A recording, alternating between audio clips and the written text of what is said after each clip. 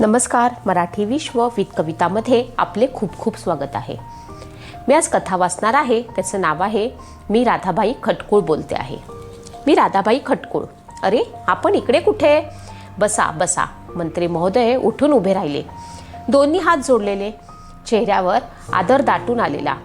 राधाबाईंनी हात जोडले. त्या समोरच्या आसनावरती संकोचत बसल्या. खांद्यावरच्या पिशवीतून एक पाकिट बाहेर काढत म्हणाल्या, मी एक गुरुकुल चालवते आदिवासी मुलांसाठी. मला आपल्याबद्दल माहिती आहे. अहो, आम्ही आपले खुर्चीवर बसणारे, जनतेचं मानाचं सिंहासन दिलंय ते आपल्याला. राधाबाई ओशळल्यागत हसल्या. त्यांना अशी भाषा कळत नव्हती, त्याची सवयही नव्हती. लिफाफा मंत्री महोदयापुढे ठेवत त्या म्हणाल्या, गेली 35 वर्ष मी हे काम करते, पण अजून अनुदान नाही. साहेब, काम बघून लोक पैसे देतात, धान्य पाठवतात, पण असं उपकारावर किती दिवस जगायचं? महागाई दिवसेंदिवस वाढते आहे, पैसे पुरे पडत नाहीत. या गरिबांचा भार कुणी उचलायचा? त्यांना शिक्षण नको द्यायला, शहाणा नको करायला. किती दिवस त्यांनी सावकाराच्या कर्जात जगायचं? पिढ्यानपिढ्या दारिद्र्यात मरायचं. पाला उकडून खातात बिचारे. पोटाला अन्न नाही आणि अंगावरती वस्त्र नाही. साहेब, भूक काय असते तुम्हाला कळणार नाही. माझ्याबरोबर एकदा पाड्यावर हिंडायला या, म्हणजे जरूर जरूर. आमचं कामच आहे ते. आपल्यासारखी त्यागी माणसं आहेत म्हणून तर हे जग चाललंय. मंत्री महाशय बोलता बोलता अर्जावरनं नजर टाकतात. मोठं, फार मोठं काम करताय तुम्ही. अरे, कोण आहे रे तिकडे? घंटी सरशी चपराशाची लगबग. एक एनर्जी घेऊन ये चटकन, आणि हा अर्ज याच्या 3 प्रती काढायला सांग. 5 मिनिटात हव्यात म्हणावं. बाटलीतलं थंडगार दूध पिताना राधाबाईला हुशारल्यासारखं झालं. काय कामसू माणूस आहे. जरा म्हणून वेळ काढूपणा नाही. भराभर फायली हातावेगळ्या होत आहेत आणि बोलणं तरी किती नम्र. अर्ज टाईप होऊन आला. एक फायलीला लागला, दुसऱ्यावरती शेरा मारत साहेब म्हणाले, हे समाज कल्याण खात्यावरती अख्यातारीमध्ये येतं. त्यांना मी सूचना दिली आहे, ते शक्यतो मदत करतीलच. पण बाई, आतली हकीकत सांगतो, तिजोरीत ठणठणाट आहे, पैसा नाही. धरणं बांधणं, पुलं बांधणं, रस्ते बांधणं, नवे रेल्वे मार्ग तयार करणं, अहो 1 ना 2 अनंत योजना. त्यात लोकांना शिक्षण देणं, अन्न वस्त्र निवारा देणं, हेही येत असेल की?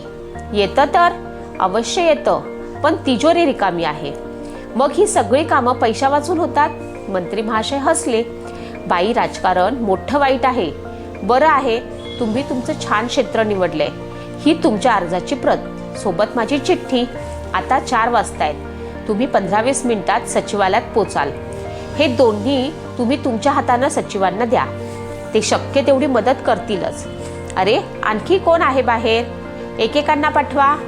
आपल्याला जाण्याची ही सूचना लक्षात घेऊन राधाबाई उठल्या. मंत्री महोदय उठून उभे राहिले. दरवाजापर्यंत त्यांना सोडायला गेले. दालन पार करत राधाबाई रस्त्यावरती आल्या. अजून ऊन कडकच होते. त्या ओक्याबोक्या रस्त्यावर ते अधिकच तीव्रतेनं जाणवत होतं. राधाबाई दुपारच्याच बाहेर पडल्या होत्या. पायी पायी स्टेशन, तिथून शिवाजी टर्मिनस, तिथून बस, पुढे रस्ता विचारित उन्हाची पायपीट, मग साहेबांची मार्ग प्रतीक्षा. साहेबांनी थंड दूध मागवलं हे उपकारच. आता थोडं बळ आलं होतं. सचिवालयात जाणं तसं त्रासाचं नव्हतं. 10-12 मिनिटाचा रस्ता. घाम टिपत, खांद्यावरची पिशवी सावरत राधाबाई चालत होत्या. सचिवालयाच्या मुख्य दरवाजाशी त्या थांबल्या. आपल्याला कुठे जायचंय, नक्की कुणाला भेटायचंय, त्या किंचित गोंधळल्या. चौकशी करून लिफ्टच्या लाईनमध्ये उभ्या राहिल्या. मजला कळला. आता एवढ्या खोल्यात नेमकं कुठं शोधायचं? राधाबाईंनी एका चपराशाला विचारलं. तो 2 सहकाऱ्यांशी आरामात गप्पा मारत होता. एवढ्यात कुणी साहेब आला. त्याला सलाम ठोकण्यासाठी 3 लगबगीनं उठले. साहेब सलाम घेत पुढे गेले. 3 सैलावले. जाड्या भरड्या कपड्यातल्या या केस पिकलेल्या बाईकडे कोण बघणार? राधाबाई पुढे गेल्या. लिफ्ट पकडून खालच्या मजल्यावरती आल्या. समाज कल्याण खात्यात 2-3 कारकून होते. अधिकारी माणसं कुठे महत्वाच्या कामाला गेली होती. कुणीतरी विचारलं, उद्या येऊन बघा. मी फार लांबून आले, नेहमी येणं कसं परवडेल? बाई, कामं व्हायला हवी असेल तर खेटे घालायलाच पाहिजेत. साहेब, लोकांना सवड असते का? लोकांची गाऱ्हाणी ऐकायला त्यांना सवड नसते. मग हे खुर्च्या अडवतात कशाला? तिथं बसलेल्या सगळ्यांच्या चेहऱ्यावरती हसू. एवढ्यात एक जण म्हणालं, तुमचं नाव, फोन नंबर आणि कामाचं स्वरूप लिहून द्या. राधाबाई आपल्या हातातला अर्ज पुढे करता अर्जावरती मंत्री महोदयांचा शेरा बघून थोडी गडबड उडते. कुणीतरी बाईंना बसायला खुर्ची देतात. हे पहा बाई, साहेब या आठवड्यात गडबडीत आहेत, पुढच्या आठवड्यात या, पाहिजे तर तुमची अपॉइंटमेंट आत्ताच लिहून ठेवतो. राधाबाई जड पावलांनी परततात. वाटतं तेवढं सोपं आणि सरळ काम नाही हे.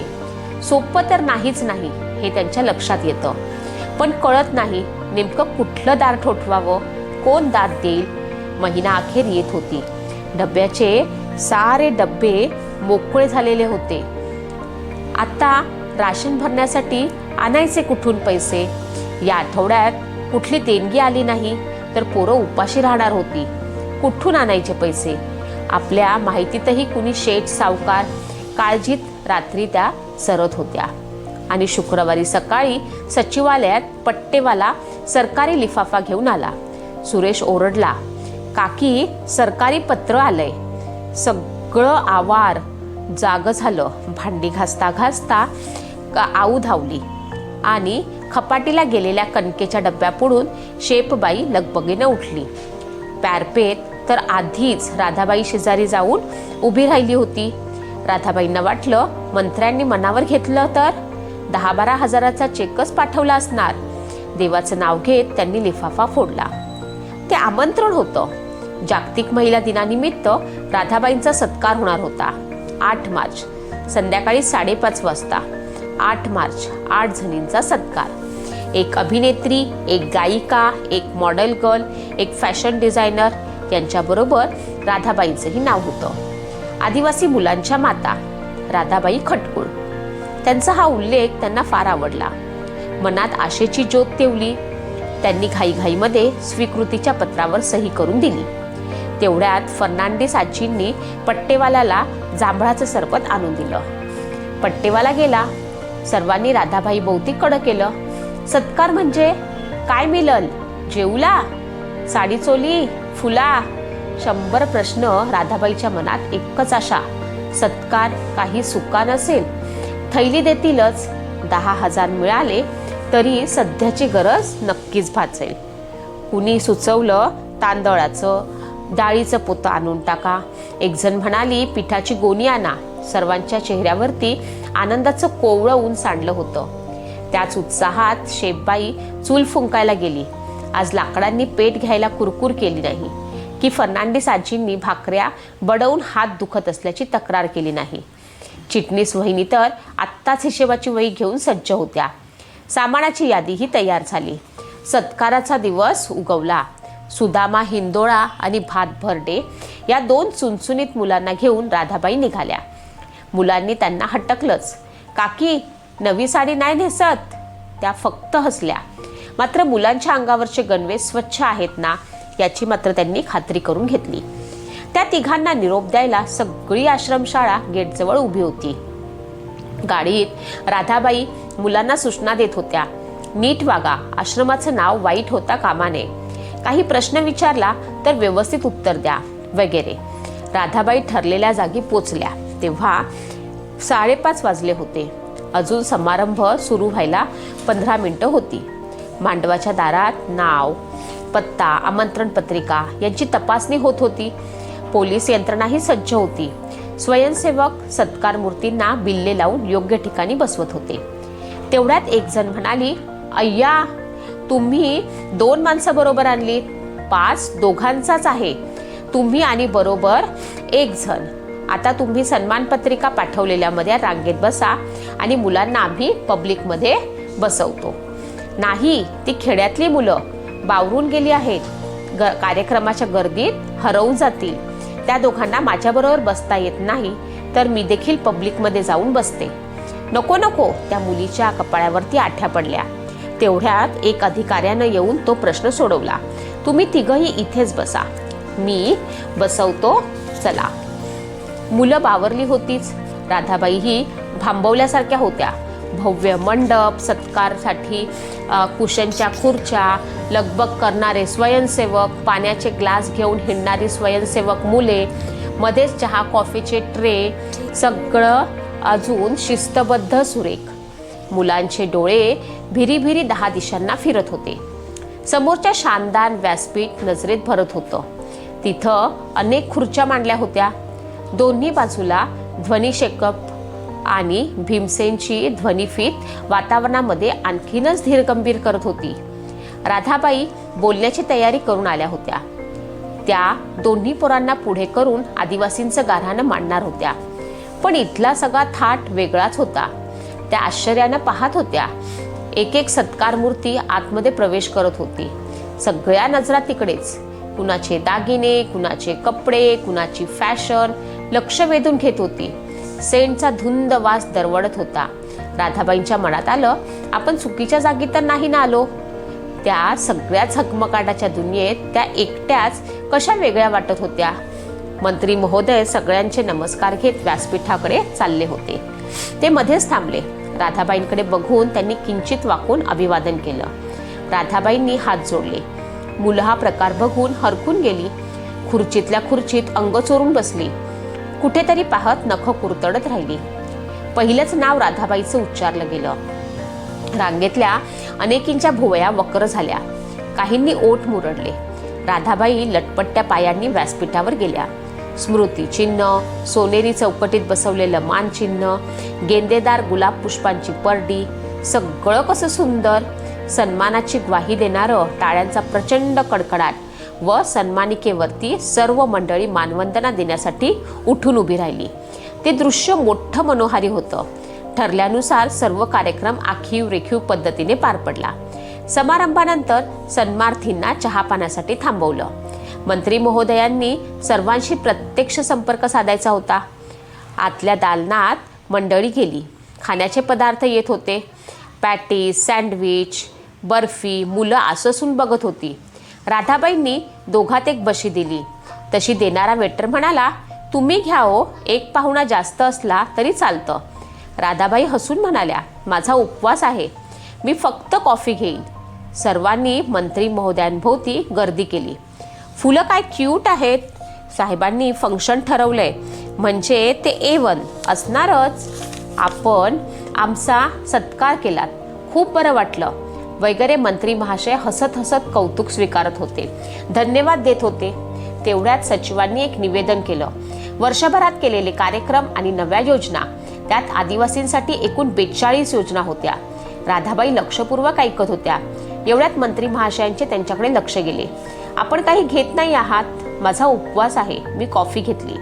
जमावात उपहासपूर्ण खसफस. आपल्याला काही बोलायचं आहे समारंभाबद्दल? त्यात मला मोठासा रस नाही. शी, मग आली कशाला इथे? एक शेरा. समारंभ चांगलेच होतात, पण निष्पत्ती काय?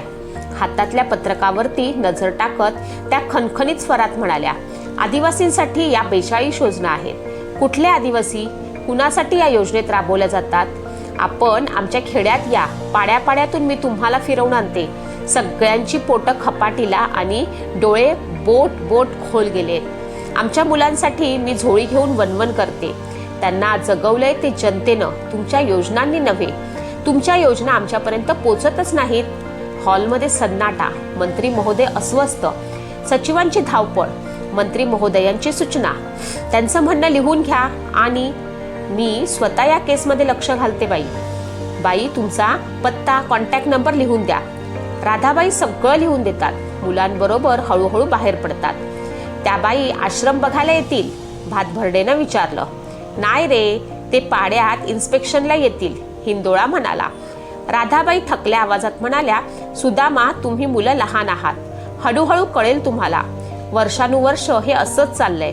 कुणी येत नाही आणि जात नाही. त्यांना दिल्लीला जायचं असतं, अमेरिकेत, जपानला जायचं असतं. फार महत्त्वाची कामं असतात तिथे. इथले प्रश्न तिथं जाऊन सोडवायचे असतात. देश मोठा करायचा आहे ना, म्हणून. मग आपल्या लहानशा गावाचं लहान लहान प्रश्न सोडवायला ते कसे येणार? मुलं नुसती मान हलवून गप्प झाली. गाडीत खिडकीशी जागा मिळाल्यावरती ती खुश झाली. आपल्यातच रंगून गेली.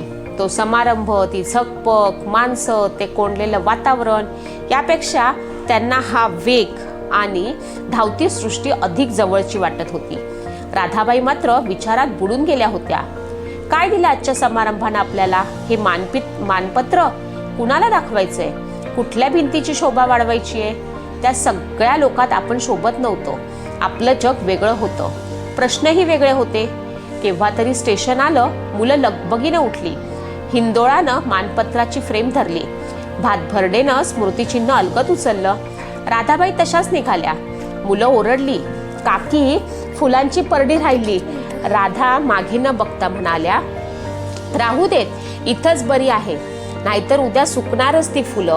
काय करायचं ओझं घेऊन? राधाबाईंच्या डोळ्यापुढे सामानाची यादी दिसत होती आणि रिकामे पडलेले तांदळाचे पिठाचे डब्बे. त्यात प्रत्येक पाऊल जड पडत होतं. आजूबाजूला अंधार रस्त्याला आपल्या कुशीत घेत होता. रस्ता अंधार एक होत गेला होता.